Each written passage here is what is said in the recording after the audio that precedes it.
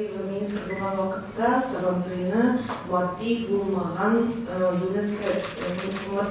мирас исемлегенә ЮНЕСКОның исемлегенә кертү турында эш башланган сүзләр күп булды. Менә бу юнәлештә эш ничек бара һәм Сабантуйның ЮНЕСКО исемлегенә кертүгә нәрсә кылмашлый? Конечно, было бы замечательно, и мы хотели бы сделать все возможное для того, чтобы Сабантуй вошел в список всемирного наследия ЮНЕСКО.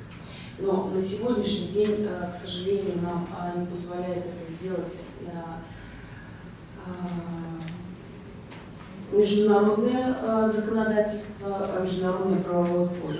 В свое время начинали, может быть, мы сможем к этому вернуться и в будущем, но, конечно, пока это не вопрос сегодняшнего дня. Мәдди булмаган мирас объектын ЮНЕСКОның шедеврлар исемлегенә кертү мөмкинлеге бар иде. Ул булды барлык 2005-2005 елларда тулы булмаган бер 2 ел эчендә. Әлбәттә, менә шушы периодка Россия Федерациясе 2 объектны кертеп өлгерде. Ләкин Сабантуйның анда кызганычка каршы бик ачык әзерләнгән мөнәсәбәтле шәһәр Сабантуй бирелгән иде. Һәм анда белгечләр аутентик нигезен күрмәү сәбәпле наработкага җибәрелгәндер, шул ябылды. Бүгенге көндә Россия Федерациясе әлеге конвенцияны ЮНЕСКО конвенцияны ратификацияләгән сәбәпле Россия Федерациясының бер генә объектыда әлеге шедеврлар исемлегенә керү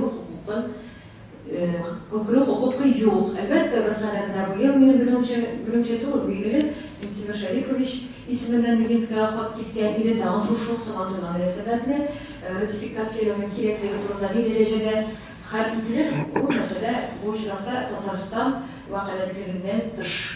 Безнең аны мөмкинлекләребез юк.